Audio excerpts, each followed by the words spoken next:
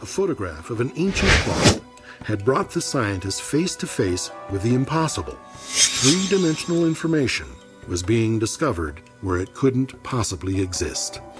The artifact was the Shroud of Turin, and without a doubt it is the most picked at, probed, x-rayed, examined, revered, reviled, tested, studied, scanned, and photographed artifact in the world today.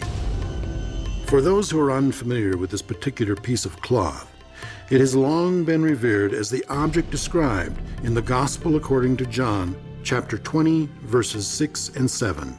Referring to Peter, John wrote, "He saw the strips of linen lying there, as well as the burial cloth that had been around Jesus' head. The cloth was folded up by itself, separate from the linen." For over 100 years, researchers, historians, and scientists of every variety have attempted to determine if this linen cloth, tucked away in a cathedral in Turin, Italy, could actually be the one referred to, the burial shroud of Jesus Christ. In 1988 was both controversial and hotly disputed by experts in many fields. The problem of dating a cloth, not only the shroud, but I think any cloth, any old cloth, is not easy to solve completely and definitely.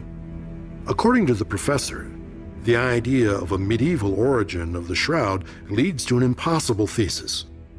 The forger would have had to find a man to crucify, flog him mercilessly, place him in a shroud, and then manufacture or simply wait for the image to somehow appear. I think that is quite impossible, that what we cannot do today, it was very easy and during a medieval period. 150,000 man-hours and the work of dozens of scientific disciplines were challenged, actually brushed aside, by a single carbon-14 test. But the world was left with the same question. What created the image? And how do all of these latest scientific advances lead us to this particular artifact? What is there about the image that causes scientists to put their reputations and fortunes at risk? The resurrection itself belongs to the spiritual world, and I don't think it is the business of physics to talk about it. However, the shroud itself and what made the image leads us to a mysterious gate which opens for us, and it lets us to see a completely different world, an extraordinary world with extraordinary laws. What are those laws? And do they exist regardless of the age of the fabric? Is this purely a scientific squabble, or could it be there is something here that is far more important than the artifact itself? Is it possible that the energy and information now being detected is actually the information we need to help us overcome the problems we face today? Are the secrets of the universe, perhaps of all creation, locked up in this seemingly ordinary linen burial cloth? Can the image, now known to contain three-dimensional information, also be a quantum hologram? In general relativity, we have found that there are certain things called black holes. Now, the surface of a black hole is called an event horizon. And it's called that because right at that surface, the laws of physics seem to change character drastically. Isabel Pitzik, a particle physicist, believes the shroud has brought science to the threshold of a whole new understanding of physics.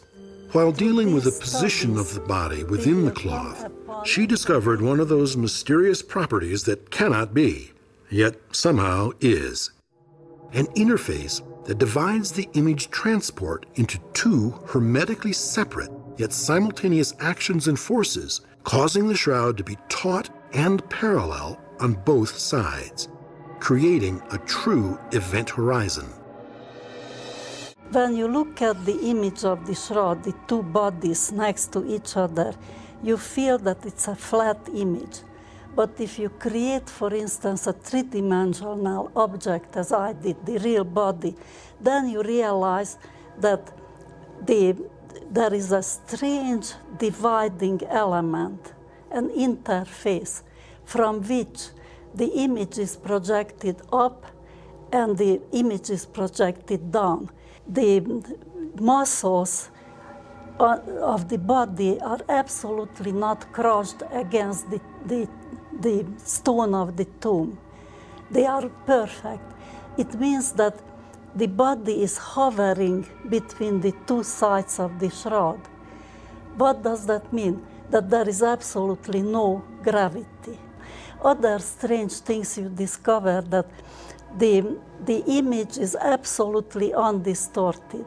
Now, if you imagine that the cloth was wrinkled, tied, wrapped around the body, and all of a sudden you see a perfect image, which is impossible unless the shroud was made absolutely taut, rigidly taut.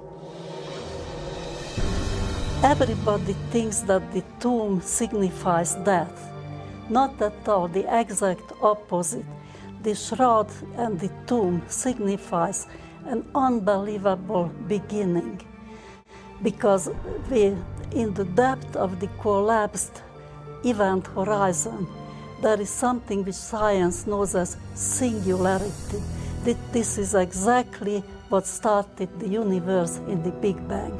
We have nothing less in the tomb of Christ than the beginning of a new universe. Some scientists believe the characteristics of the image on the shroud, such as three-dimensional information from a two-dimensional photograph, the negative aspect of the image, and the fact that the image that appears on the cloth, virtually free of distortion, are basically holographic. The quantum hologram is merely a method of describing the total emissions from an object. Very much like if you look at your fingertip and you look at one of the little swirls on your fingertip, it doesn't tell you very much about you. But if you look at the swirls on all 10 fingers all at once, that's your fingerprint, and it uniquely defines you and identifies you. The same thing with the quantum hologram. The emissions from a physical object, when studied as a whole, uniquely identify events in the history of that object.